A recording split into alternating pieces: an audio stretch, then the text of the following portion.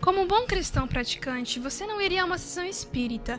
E poderíamos afirmar que você também não brincaria com um tabuleiro de Ouija, né? Você não mexe com magia e feitiçaria.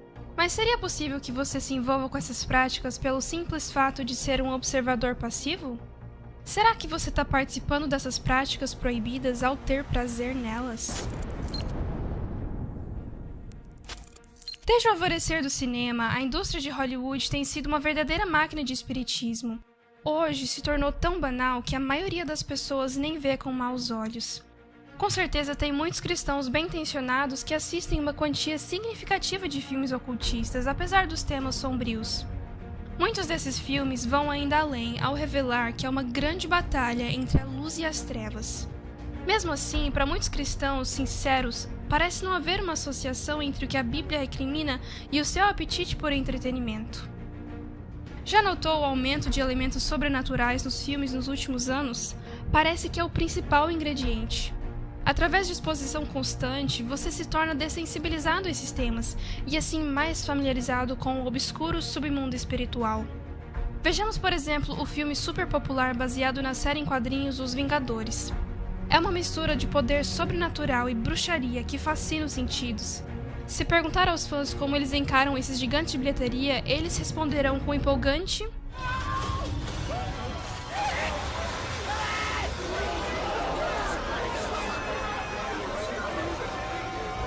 Os criadores do filme têm planejado por anos em como juntar as suas histórias num único objetivo: lutar contra um supervilão chamado Thanos. O que a gente sempre tenta fazer nos estúdios Marvel é, ao construirmos o universo cinematográfico, olhar para o quadro geral, como as coisas podem se interrelacionar através dos filmes e anos. Vingadores Guerra do Infinito é o culminar de todo o universo cinematográfico da Marvel, que começou em maio de 2008 com o lançamento de Homem de Ferro 1. E é realmente uma culminação sem precedentes de uma série de filmes interconectados que até então nunca tinha sido feita. E para nós, o mais importante é fazer tudo se encaixar. Sabemos que eles vão encarar Thanos. Temos preparado isso desde os Vingadores 1. Ele veio de um grupo no universo chamado Os Eternos. Ele busca o poder supremo e está em uma missão pessoal: adquirir todas as joias do infinito, ou da alma, como às vezes são chamadas. De acordo com uma página da Marvel, cada joia tem determinados poderes associados a ela, como controlar as almas dos vivos ou dos mortos, controle absoluto sobre a vida no universo, a habilidade de ver no passado e no futuro, onipresença, ou a habilidade de ler pensamentos e sonhos, a habilidade de criar qualquer coisa, bem como o acesso a manipular todas as formas de energia. Esses poderes soam familiares a você no âmbito bíblico? Somente o Deus do céu tem essas habilidades, mas no mundo fictício da Marvel, esses superpoderes são adquiríveis, tornando o seu possuidor como Deus.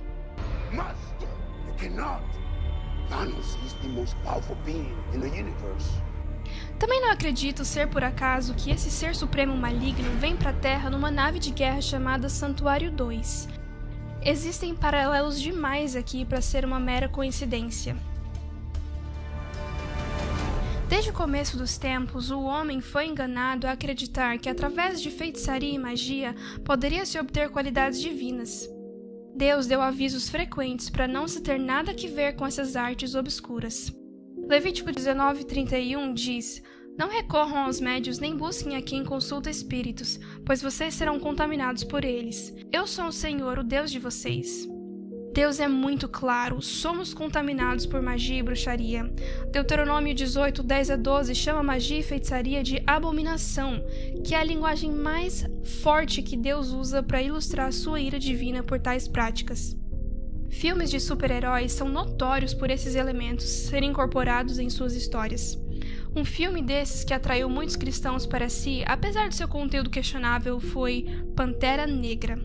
O filme glorificou todo tipo de adoração pagã, com o personagem principal exibindo a prática de Juju, uma crença espiritual que incorpora objetos tais como amuletos e feitiços numa prática religiosa, basicamente bruxaria. Vemos também o culto aos ancestrais, por exemplo, quando a mãe do rei chamou pelos seus antepassados para trazer de volta o seu filho. Call upon the ancestors. Call upon past. I'm here with my son to John. Heal him. Vemos a adoração à deusa egípcia Bastet. Vemos sua mudança para sua forma animal, como quando Pantera Negra se transforma em animal, que também é uma forma de bruxaria. Existe também a necromancia, que é a prática de se comunicar com os mortos.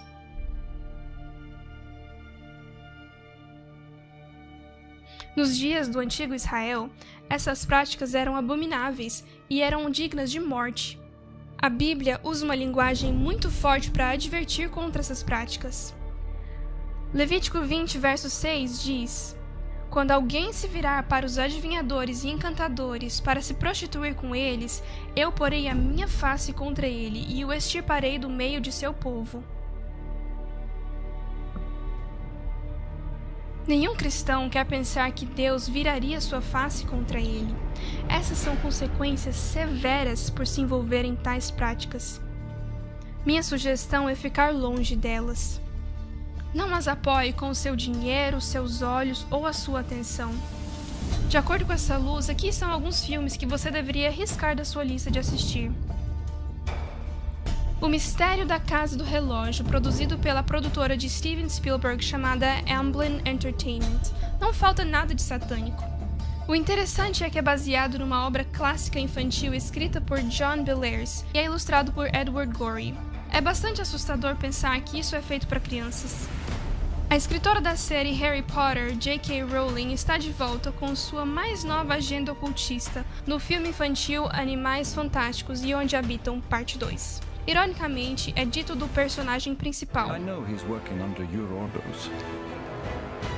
What do you have to say for yourself, Dumbledore?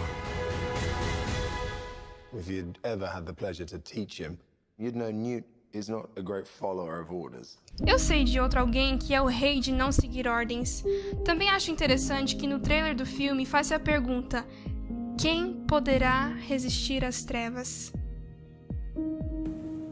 Por acaso eles estão sugerindo que a única maneira de fazer isso é usar magia e bruxaria?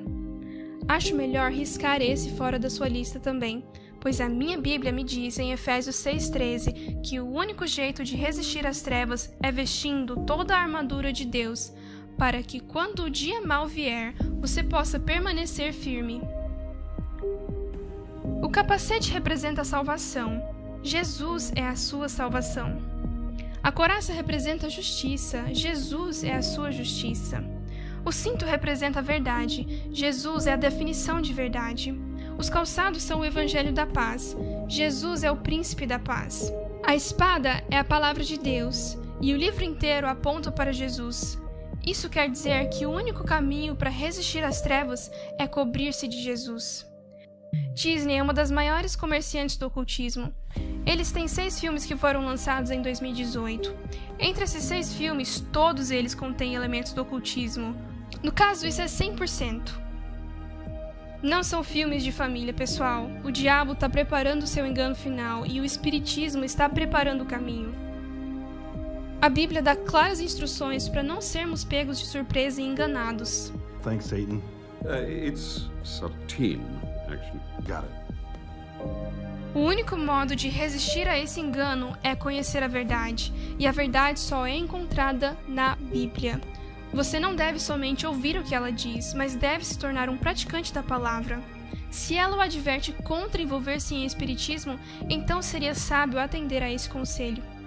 2 Tessalonicenses 2, versos 9 a 12 diz: A esse cuja vinda é segundo a eficácia de Satanás, com todo o poder e sinais e prodígios de mentira, e com todo o engano da injustiça para os que perecem, porque não receberam o amor da verdade para se salvarem.